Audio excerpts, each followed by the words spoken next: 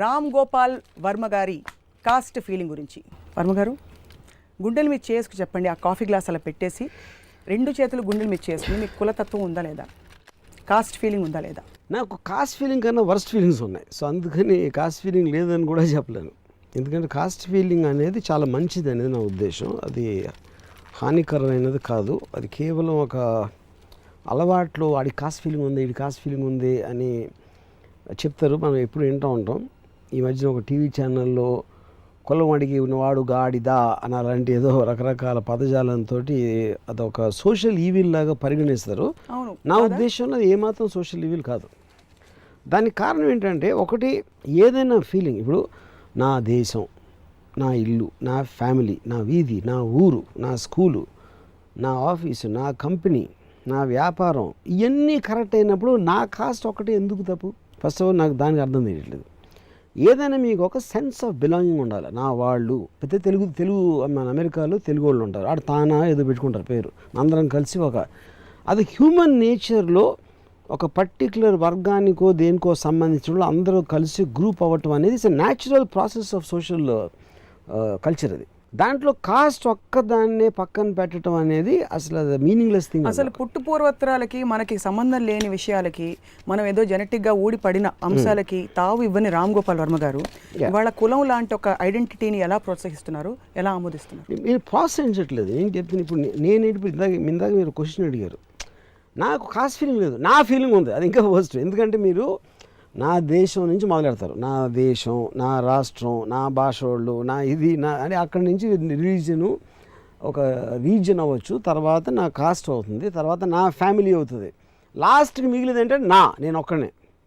నాకు నా ఫీలింగ్ ఒకటే ఉంది, కానీ నాకు వేరే ఫీలింగ్ లేదు. కానీ నేను అడిగేది ఏంటంటే, ఎవరైతే ఉందే అది ఉండకూడదు అని ఇందాక మీరు మాట్లాడిన మాట కానీ, కులవడికి నోడు గాడిదా, లేకపోతే నేను ఎన్నోసార్లు ఇండస్ట్రీలో వింటూ ఉంటాను, అరే చిరంజీవి ఏం లేదురా అంత కాస్ట్ ఫీలింగ్ అని చెప్తారు. కాస్ట్ ఫీలింగ్ తోటి చిరంజీవి, పవన్ కళ్యాణ్ అంటే, ఎందుకంటే కాపులు అనే ఒక కాస్ట్ ఎక్కువ మంది ఉన్నారు, దాని మొదన వాళ్ళు స్టార్డమ్ ఉంది అని బిలీవ్ చేసి కొంతమంది ఉంటారు. సిమిలర్లీ మా కాలేజీలో ఒకడు నా గోపి అని నా ఫ్రెండ్ ఉన్నాడు, ఆ కమల్ హాసన్కి పెద్ద ఫ్యాన్. ఆడు ఒకరోజు వచ్చి, అరే కమల్ హాసన్ బాపనోడు అంటూ గురు అంటే ఆడు ఫుల్గా అసలు డల్ అయిపోయాడు. ఎందుకంటే ఆడికి బ్రాహ్మిన్స్ అంటే ఇష్టం ఉంది, ఎందుకో నాకు తెలియదు. కానీ ఆడు సినిమా చూడటం మనలా. So most of the time ఈ కాస్ట్ ఫీలింగ్ అనేది కేవలం గాసిప్ మాట్లాడటానికి, ఒక ఎమోషన్ రేజ్ చేయడానికి, అది అనే ఒక స్పెక్యులేషన్ ఉంటుంది, కానీ దాని ప్రాక్టికల్ అప్లికేషన్ అనేది ఉండదు అనేది నా నమ్మకం. పుట్టినప్పటి నుంచి ప్రతి సర్టిఫికేట్లో కులం అనే కాలం ఉంటుంది. అంటే మీరు కాస్ట్ ఫీలింగ్ ఉంటే తప్పులేదని, మీరు అలాంటి కాలమ్స్ ఉండాలంటారా, ఉండకూడదంటారా?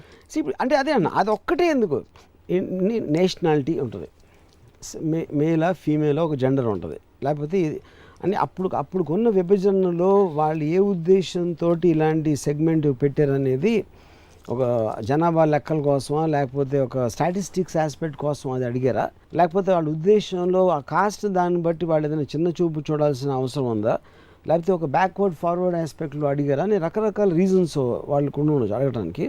ఆ డీటెయిల్స్ నాకు తెలియదు. కానీ whatever the reason might be, caste feeling ఉండటం అనేది తప్పు అనేది మాత్రం నేను ఒప్పుకోను అసలు. ఎందుకంటే caste feeling I think is better than no feeling, religion feeling. Religion కంటే కాస్ట్ ఇదేమిటిది? బికాజ్ ఇప్పుడు రిలీజన్ అనేది ఇంకా వైడ్ అయిపోతుంది చాలా.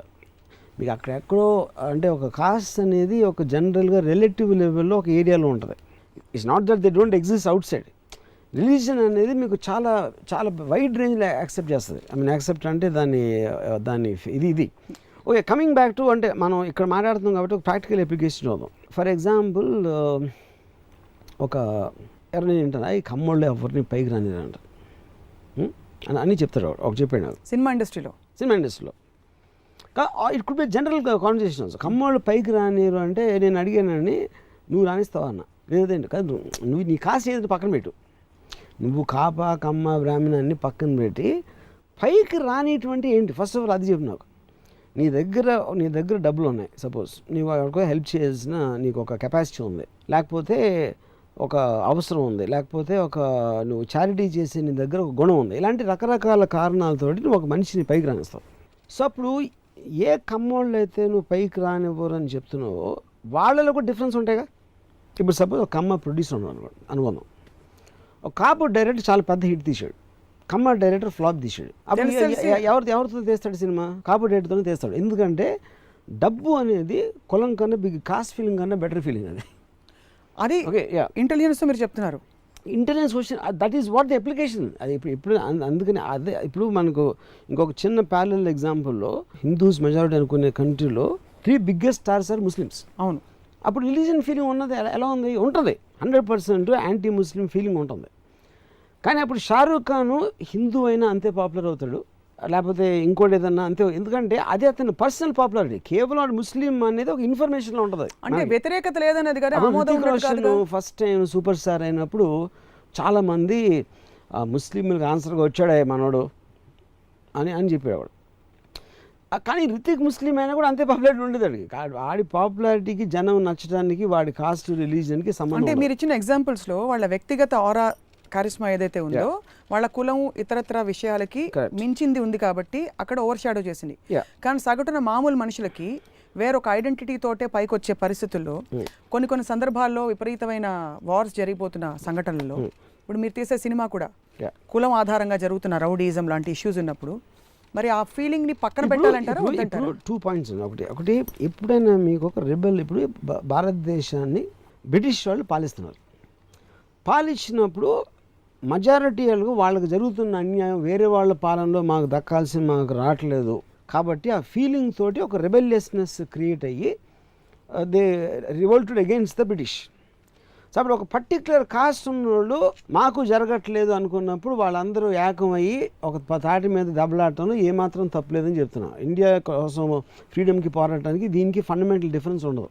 అంటే వాళ్ళు కొట్టుకు చేస్తే పర్లేదు, కొట్టుకు చావటం కాదు, వాళ్ళు ఎందుకు చేస్తున్నారు, దేనికోసం చేస్తున్నారు అనేది అది మీరు చూడాలి. అంటే అది ఓకే, ప్రతి టెర్రరిస్ట్ కూడా రీజన్ ప్రతి ఒక్కరు అదే అంటున్నా. నేను నా క్వశ్చన్ ఏంటంటే ఐఎమ్ నాట్ జనరల్ హేట్రెడ్, జనరల్గా దాన్ని కరెక్టా కాదు అనటానికి, ఒకే ఒక పర్టికులర్ ఇష్యూని ఫోకస్ చేయడానికి నా ప్రాబ్లం. మీ రిలీజన్ కోసం కట్టుకుంటే తప్పలేదు, దేశం కోసం అయితే తప్పలేదు, మీరు మీ వాళ్ళు కొట్టుకుంటే తప్పలేదు, కాస్ట్ ఒక్కదానికి ఎందుకు తప్ప అంటున్నాను. బికాస్ దేశానికి సంబంధించిన పరిధులు, దేశానికి సంబంధించిన డ్యూటీస్, రెస్పాన్సిబిలిటీస్ ఒక సిటిజన్గా, పౌరుడిగా ఇవన్నీ మనకి కొన్ని రాజ్యాంగబద్ధంగా కొన్ని పరిస్థితులు ఉన్నాయి. వాటికి కూడా ఎగ్జాంపుల్ ఉన్నారు. ఇప్పుడు సడన్గా మీకు ఓల్డ్ సిటీలో ముస్లిమ్స్ వాళ్ళు ఏదో చేశారు, లేకపోతే హిందూస్ ఏదో చేశారు, వాళ్ళు కొట్టుకుంటారు, ఏదో ఒక రైట్స్ క్రియేట్ అవుతాయి, లేకపోతే ఏదో ప్రాబ్లం వస్తుంది. ఎప్పుడైనా మీకు వైలెన్స్ వచ్చేది ఒక వర్గం వాళ్ళకి సరిగ్గా జరగట్లేదు, వాళ్ళకి ఏదో కోపం వచ్చో, హర్ట్ అయ్యో, సెంటిమెంట్ వాటర్ అలాంటి దానితో క్రియేట్ అవుతుంది. అది ఏ సివిల్ సొసైటీలో దాన్ని ఎవరు కూడా దాన్ని ఎంకరేజ్ చేయరు, దాన్ని సపోర్ట్ చేయరు. సో అలాంటిది కొన్ని మీకు ఒక 10-12 ఉంటాయి అలాంటి ఇష్యూస్. ఏ ఇష్యూస్లో గొడవ అవుతుంది, దాంట్లో కాస్ట్ అనేది ఒకటి. సో అదే ఇప్పుడు కులం అడిగినోడు గాడిద అని వస్తుంది ఒక ఛానల్లో, మతం అడిగినోడు గాడిదని ఎందుకు రాదు? అది కూడా కాదే, కానీ రావాలి కదా. కానీ మీరు ఇక్కడ ఏంటంటే ఈ ఒక్కదాన్ని ఐసోలేట్ చేస్తున్నారని చెప్తున్నాను. అంటే బికాస్ మన దేశంలో సపోజ్ నాకు ఒక ఆయన ఇండస్ట్రీలో ఉన్న ఒక ఆయన నా పిల్లలు మా ఇంట్లో పిల్లలు అని, అప్పుడు మా ఇంట్లో పిల్లలు పక్కింటి వాళ్ళ పిల్లల కన్నా ఎక్కువ, నా ఫ్యామిలీ అవతల ఫ్యామిలీ కన్నా ఎక్కువ అని మీరు ఫీల్ అయినప్పుడు నా కులం వేరేడు కులం కన్నా ఎక్కువ అని ఎందుకు ఫీల్ అవ్వకూడదు అన్నాను. దానికి దీనికి ఏంటి డిఫరెన్స్? మీ కులం వేరేవాడి కులం కంటే మీరు ఏదైతే బిలీఫ్ సిస్టమ్ని నమ్ముతున్నారో, లేకపోతే మీరు ఆల్రెడీ ఉన్నారు దాంట్లో, ఒక పర్టికులర్ దాంట్లో మీరు by the position of your birth you're already there. No, అదే చెప్తున్నాను. పొజిషన్ ఆఫ్ బర్త్ మన ప్రమేయం లేకుండా మన యాక్సిడెంట్గా డామని ఊడి పడ్డానికిను, ప్రతిభతో పైకొట్టి వచ్చి ర్యాంకులు తెచ్చుకుని మా పిల్లలు ఇంకా గొప్ప అని అనుకోవడానికి తేడా ఉంది.